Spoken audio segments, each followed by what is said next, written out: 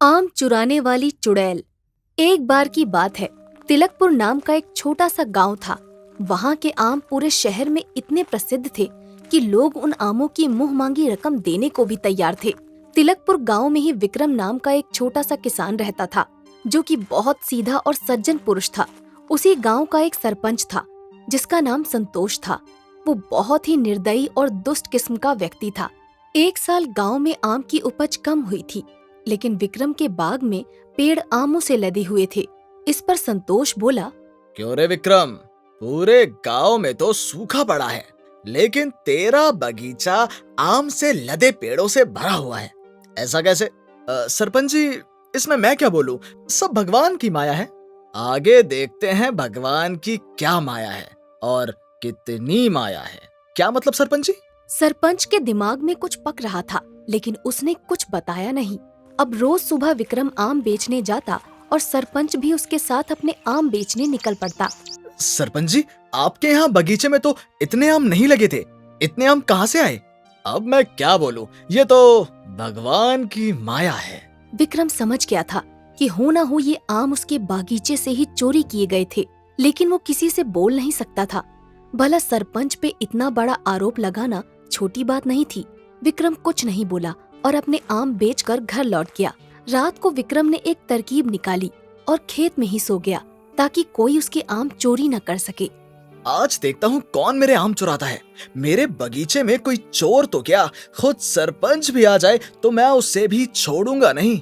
बागीचे के दूसरे छोर से चिल्लाने की आवाज आती है। विक्रम भाग के जाता है तो वहाँ सरपंच का नौकर बेहोशी की हालत में एक पेड़ के पीछे पड़ा मिलता है। विक्रम उसे देखकर आग बबूला हो जाता है। क्यों रे निकम्मे, तुझे मेरा ही बगीचा मिला था चोरी करने के लिए? कहाँ है चोरी के आम? दिखा, वरना तेरी हड्डी पसली सब यहीं बराबर कर दूंगा। भूत भूत भूत! क्या भूत भूत लगा रखा है? दारू पी कर आया क्या? तू रुक, मैं अभी तुझे ठीक करता हूँ। विक्रम उसको बहुत मारता है। नौकर रात का पूरा किस्सा सरपंच को बताता है। अगली सुबह सरपंच विक्रम के पास आता है। वो गुस्से से लाल होकर कहता है, क्यों रे, बड़ी गर्मी चढ़ी है तुझमें? मेरे नौकर को इतनी बुरी तरह पीटा, वो बेचारा अधमरा सा हो गया है। और जो उसने किया उसका क्या? वो मेरे बगीचे में घुसकर आम चुरा रहा था, तो मुझे गुस्सा आ गया। मैं कुछ नहीं जानता। तेरी सजा ये है कि तू अब से हर रोज 5 पेटी आम मुझे देगा और आम मैं खुद लेने आऊंगा। सरपंच का ये न्याय देखकर विक्रम को बहुत गुस्सा आया, लेकिन वो कुछ नहीं कर सकता था। विक्रम बहुत चिंता में था। रात होते ही विक्रम बागीचे में ही लेट जाता है कि अचानक उसे कुछ आवाज सुनाई देती है और वो बागीचे के अंदर जाते हुए सोचने लगता है, लगता है सरपंच आया है। अगर इसे आम निकालने दिया तो ये ज्यादा आम ले जाएगा। मुझे जाना चाहिए। विक्रम जैसे ही आगे बढ़ा तो देखता है कि पेड़ पर एक चुड़ैल उल्टी लटकी हुई है और वो आम खा रही है। विक्रम ने चुड़ैल को देखा और चुड़ैल ने विक्रम को। ये देखकर विक्रम हक्का बक्का रह गया। फिर वो बेहोश हो गया। जब वो होश में आया तो सुबह हो चुकी थी। ये मैंने क्या देखा? क्या वो चुड़ैल थी? क्या वो कोई सपना था या सच? नहीं नहीं नहीं, चुड़ैल भूत कुछ नहीं होता, सब मेरा वहम ही होगा। विक्रम ने सरपंच को 5 पेटी आम दिए और टोकरी भरकर अपने आम बेचने के लिए बाजार चला गया। अगली रात फिर से विक्रम अपने बागीचे में जाता है। कल मेरा वहम ही रहा होगा, नहीं तो चुड़ैल मुझे ऐसे ही जाने नहीं देती। चुड़ैल तो बहुत खतरनाक होती है। विक्रम ने जैसे ही एक कदम आगे रखा, फिर से उसे चुड़ैल आम खाती हुई दिखाई देती है। विक्रम डर से थरथराने लगता है। फिर वो चुड़ैल उसके करीब आती है। विक्रम को महसूस होता है कि ये उसके जीवन का आखिरी दिन है। करीब आकर चुड़ैल ने विक्रम को देखा और जोर से चिल्लाने लगी और फिर विक्रम देखता है कि चुड़ैल बेहोश होकर गिर पड़ी है। ये कैसी चुड़ैल है जो इंसान को देखकर बेहोश हो रही है? जिंदगी में पहली बार चुड़ैल देखी, वो भी ऐसी। विक्रम सुबह होने का इंतजार करता है। वो पूरी रात डर से एक पेड़ के पीछे छुपा रहता है। फिर वो घर जाता है और पानी लेकर आता है। उसने चुड़ैल को होश में लाने के लिए उसके मुंह पर पानी मारा।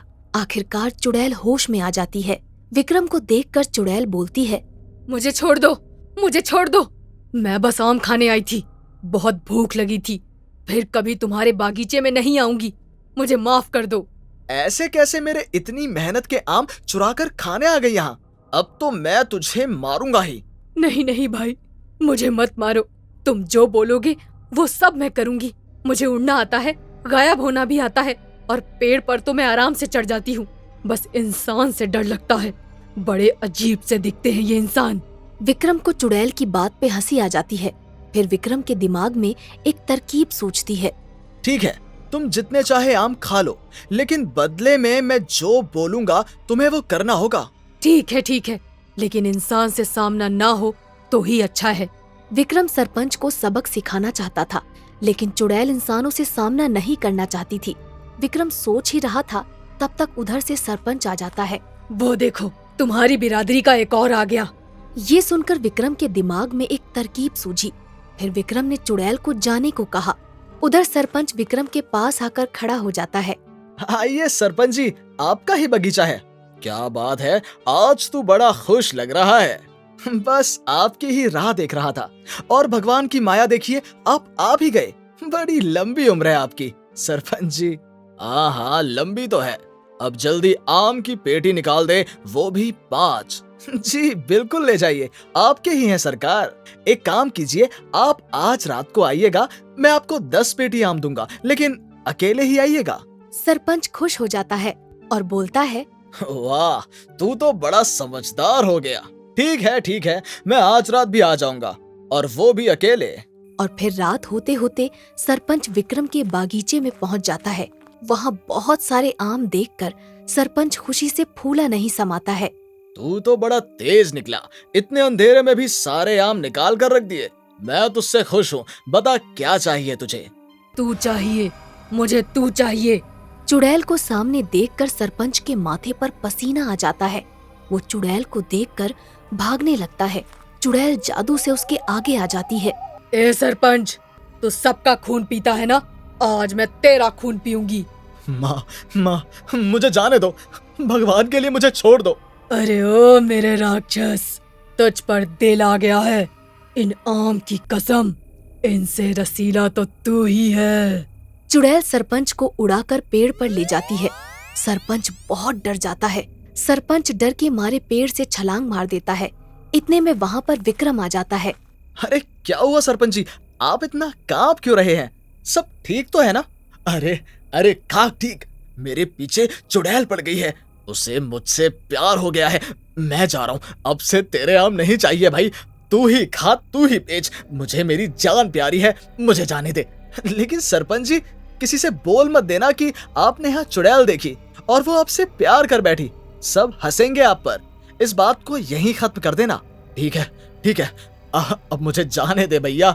ये चुड़ैल मुझे अपने साथ ले जाएगी। ऊपर से अजीब अजीब से गाने गा रही है ये। तुमने जैसा बोला था मैंने वैसा ही किया है। अब मैं यहाँ रह सकती हूँ ना? हाँ ठीक है, तुमने मेरी मदद की है और तुम्हें जितने आम खाने हैं खाओ, लेकिन तुमको इस बगीचे की रखवाली करनी होगी। और अगर मेरा प्यार कभी फिर से वापस आ गया तो तुम फिर से अपनी बेसुरी आवाज से डरा देना, वो फिर से भाग जाएगा। चुड़ैल और विक्रम हंसने लगते हैं और विक्रम चुड़ैल को अपने बागीचे में हमेशा के लिए रहने के लिए इजाजत दे देता है।